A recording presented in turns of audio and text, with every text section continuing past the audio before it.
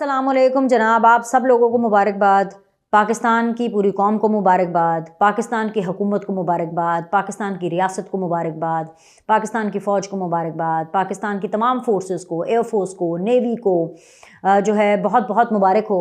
नून league को बहुत बहुत मुबारकबाद। भाई ज़ाहिर सी बात है क्योंकि 28 मई करने वाले भी ये निकले, 10 मई का जश्न मनाने वाले भी यही निकले। तो मैं तो ये कहूँगी कि 28 मई वाले ज़िंदाबाद, 10 मई वाले भी ज़िंदाबाद। लेकिन 28 और 10 मई के अलावा एक और तारीख़ है जो पाकिस्तान की तारीख़ में है और वो बड़ी अहमियत की हामिल है, और वो है जी 9 मई, जो कि ब्लैक डे है।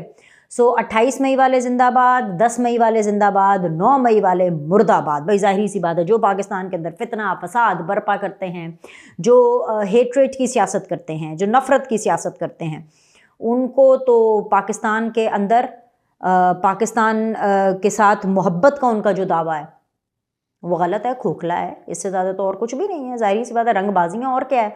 अलीमा खान साहिबा की जो शुरलियाँ हैं वो भी अपनी जारी और सारी हैं, उसके बारे में भी मैंने इस वीडियो में बात करनी है। लेकिन सबसे पहले पाकिस्तान ये जंग कैसे जीता, इस बारे में ये वीडियो में बात करना बहुत ज़्यादा ज़रूरी है। ख़ास तौर पे जब बाकायदा तौर पर एक सीज़ फायर की अनाउंसमेंट हुई है, जब बाकायदा तौर पर पूरी दुनिया को पता चल गया है कि भारत की क्या औकात निकली हैं।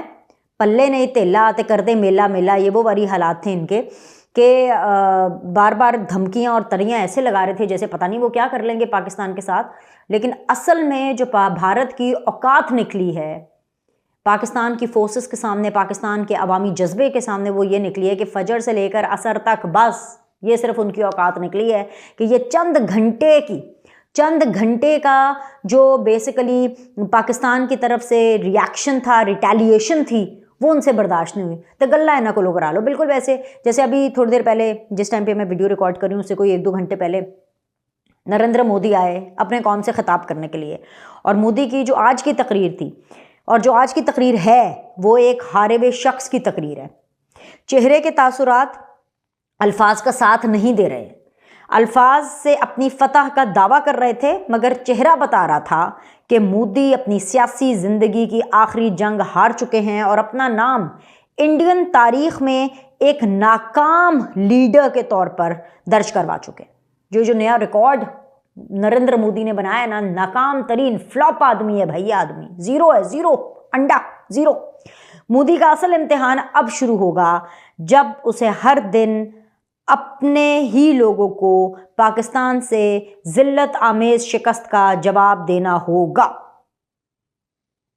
ये है असल में हकीकत आज के दिन की। अभी क्या हुआ, जब पाकिस्तान ने हमला किया, रिटेलिएट किया, ठीक है ना, तो इनकी तो पिद्दी पास हो गई। जब इनकी पिद्दी पास हो गई तो फटाफट अब्बू जी के पास पहुंचे। अमेरिका का बुजी कौन, इंडिया का बुजी कौन, अमेरिका, जाहिर सी बात है।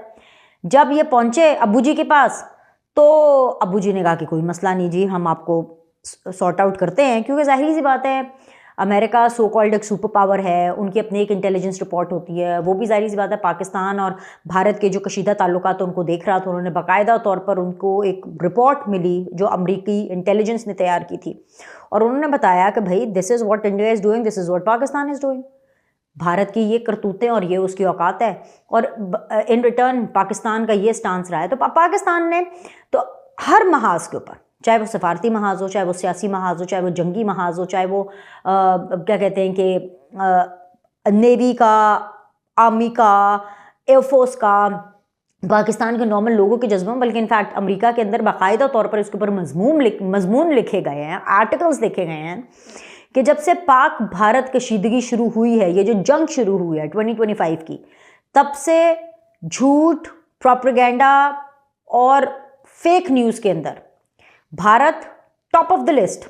और भारतीय जो आवाम है वो डरी भी है, वो मरी भी है, वो इंतशार का शिकार है।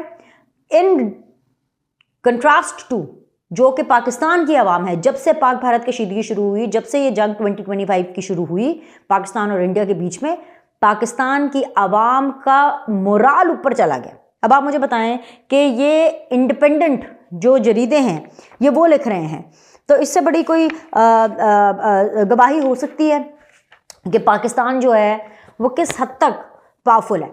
एक और बड़ी मज़े की चीज़ जो कि वैसे तो कहते हैं कि जी जंग अच्छी नहीं होती, लड़ना भी अच्छी बात नहीं होती, लेकिन in this case it is completely opposite. ये तो बहुत अच्छा हुआ कि पाकिस्तान और भारत की जंग हुई, भारत को उसकी औकात का पता चला और पूरी दुनिया को पाकिस्तान का पता चला कि पाकिस्तान और पाकिस्तानी किस खमीर से बने। क्या हमने मुजाहिरा किया है सिफारतकारी का, और क्या हमने मुजाहिरा किया है इंटेलिजेंस का, क्या हमने मुजाहिरा किया है जंग में भी वज़ादारी का। भारत ने हमारी मसाजिद आकर के तबाह की, ठीक है, हमने उनकी कोई रिलीजियस दर्ज का, कोई मंदिर नहीं, कोई गुरुद्वारा नहीं, कोई चर्च नहीं, हमने किसी ऐसी चीज़ को निशाना नहीं बनाया, ठीक है। इसके अलावा भारत ने फ्रांस के साथ ऑब्वियसली अपने जो मामलात है वो ख़राब किए बिकॉज ऑफ राफेल। इसके अलावा जी अगर मैं बात करूं इसराइली ड्रोन की जो भारत ने गिराए, जिनको पाकिस्तान ने मार गिराया, उन ड्रोन्स को लेकर के भारत और इसराइल की ठनी पड़ी है। वहाँ से अगर हम बात करें भारत की रशिया के साथ, तो भारत की रशिया के साथ भी ठनी पड़ी है, क्योंकि रशिया की भी जो वॉर इक्विपमेंट्स और जो तमाम तर जो ये चीज़ें थी उनका भी भारत ने इस बुरे तरीके से इस्तेमाल किया कि पाकिस्तान ने उनको भी मार गिराया। हर चीज़ को, फ्रांसीसी हो, क्या कहते हैं कि ऑब्जेक्ट्स, इसराइली ऑब्जेक्ट्स हों, रशियन ऑब्जेक्ट्स हों, सब को ख़त्म, खलास। तो अब इंडिया को तो अपनी पड़ गई है, और अपनी पड़ गई जाए बता, मोदी आके नहीं बोलेगा, किस मुंह से बोलेगा लोगों को, लेकिन पूरी दुनिया बोल रही है भाई, पूरी दुनिया बोल रही है। हम चुप थे कि बर्बाद ना हो जाए गुलशन का सुकून, हम चुप थे कि बर्बाद ना हो जाए गुलशन का सुकून। नादान ये समझ बैठे कि हम में कुव्वत ललकार नहीं है। अपने आप को खित्ते की सुपर पावर समझने वाला भारत अंदर से इतना खोखला निकला कि अपने कैपिटल न्यू दिल्ली समेत 26 फौजी हसास तंसीबात को पाकिस्तान के शेर दिलों से महफूज नहीं रख सका। खुद को जनूबी एशिया का चौधरी कहलाने वाला मुल्क भारत सिर्फ फजर से लेकर नमाज असर तक की मार निकला। जी हाँ, पाकिस्तान को तरनवाला समझकर हड़पने के ख्वाब देखने का जो नरेंद्र मोदी का ख्वाब था, और उसका बिकाऊ मीडिया शर्मिंदगी और जलालत के इस गड्ढे में जा गिरा है जहां से निकलना अब एक ख्वाब ही रहेगा। 6 और 7 मई की दरमियानी रात भारत ने पाकिस्तान पर हमला ये सोचकर किया था कि उस एक हमले से भारत पूरे खित्ते में अपनी धाक बिठा लेगा, और ये न्यू नॉर्मल होगा कि भारत जब चाहे पाकिस्तान के अंदर कोई भी मस्जिद या जगह तबाह करके ऐलान कर दे कि भाई उसने दहशतगर्दी का और दहशतगर्दों का जो हेडक्वार्टर है उसको तबाह कर दिया, ठीक है। एक तरफ नरेंद्र मोदी और उसके इंतहा पसंद अखंड भारत का ये नापाक मंसूबा बना रहे थे, तो दूसरी तरफ अल्लाह की तदबीर कुछ और ही थी। कुरान पाक में 2 टोक ये लिखा है कि और वो अपनी तदबीरें कर रहे थे और अल्लाह अपनी तदबीर कर रहा था, और सबसे ज़्यादा मुस्तहकम तदबीर वाला अल्लाह है। बेशक बेशक अल्लाह ताला ने अपना करम ख़ास किया, और जी हमारे शाहीनों ने ना सिर्फ भारतीय हमला पसपा किया, बल्कि दुनिया के सबसे जदीद और ताकतवर राफेल तैयारों समेत 6 जंगी जहाज़ तबाह करके इंडिया को पहले मरहले में ही नॉकआउट कर दिया। 3 राफेल तैयारों की तबाही के बाद इंडियन एयरफोर्स के किसी पायलट में भी जहाज़ उड़ाने की हिम्मत नहीं रही। पायलट छुप गए और फाइटर जेट्स ग्राउंड कर दिए गए। अपनी बची कुची साख बचाने के लिए इंडिया ने इसराइली साख्त के ताकतवर तरीन ड्रोन्स के ज़रिए हमलों का मंसूबा बनाया, तो पाकिस्तान ने उन ड्रोन्स को मच्छरों की तरह मार गिराया। जंगी तारीख में पहली बार 84 इसराइली ड्रोन्स गिराकर भारत के साथ साथ इसराइल का गरूर भी खाक में मिलाया। पाकिस्तान इस तमाम तर सूरत हाल में बार बार ख़बरदार करता रहा कि इंडिया हमारे सब्र का इम्तिहान मत लो, वार्निंग देता रहा कि हम तैयार हैं, हमें आजमाना नहीं। भारत हमारे तहम्मुल को कमज़ोरी समझता रहा और मुसलसल आगे बढ़ता रहा। भारत ने जब 9 और 10 मई की दरमियानी रात में पाकिस्तान की एयर बेसिस को निशाना बनाना शुरू कर दिया, तो हमारी मुसल्लह अफ़वाज ने सुन्नत रसूल सल्लल्लाहु अलैहि वसल्लम के ऐन मुताबिक नमाज फ़जर अदा की, और फिर नारे तकबीर का नारा लगाया और दुश्मन पर क़यामत बन के टूट पड़े। रात की तारीकी में किए गए बुज़दिलाना हमले का जवाब दिन की रोशनी में दिया गया, और ऐसा मुंह तोड़ जवाब दिया कि भारत ही नहीं बल्कि पूरी दुनिया हैरान रह गई।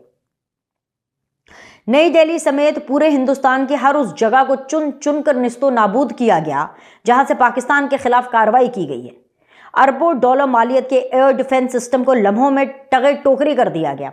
इंडिया की एयर बेसिस धुएं के बादलों में बदल गईं और असले के डिपो तबाह कर दिए गए। पाकिस्तान ने चंद घंटों में ही मार मार कर इंडिया का वो हाल कर दिया कि वो घुटनों पर आ गया और रहम की भीख मांगने लगा। इंडियन आवाम के रोने निकल गए। जी वो रो रहे थे, इस बात पे भी रो रहे थे कि साढ़े नाल की करा देती है, तौबा तौबा करा देती है। और दूसरा झूठ इतना, और अपनी ही फौज और हुकूमत पर वो चढ़ दौड़े। फौजी ठिकाने तबाह होते देखकर इंडियन अवाम और इंडियन मीडिया सरापे सवाल हो गए कि भाई जो भारतीय फौज अपनी हिफाजत नहीं कर सकती, अपने आप को नहीं बचा सकती, वो हम इंडियंस को, वो हमारी अवाम को क्या बचाएगी? वो पाकिस्तान से उन्हें कैसे बचा सकती है? पाक अफवाज ने अपना वादा पूरा किया और दुश्मन को ऐसा मुंह तोड़ जवाब दिया कि सिर्फ इंडियन मीडिया ही नहीं बल्कि पूरा इंटरनेशनल मीडिया मान गया कि पाकिस्तान ने चंद घंटों में ही इंडिया की कमर तोड़कर रख दी। बरतानवी नशरियाती इदारे के मुताबिक भारत की जंगी हिकमत अमली नाकाम रही और वो पाकिस्तान पर फैसला कुन ज़र्ब लगाने में मुकम्मल नाकाम रहा। BBC के मुताबिक पाकिस्तान की फ़िज़ाई ताकत भारत के लिए चैलेंज बनी रही और पाकिस्तान को फ़ौजी महाज पर मुकम्मल बरतरी हासिल रही।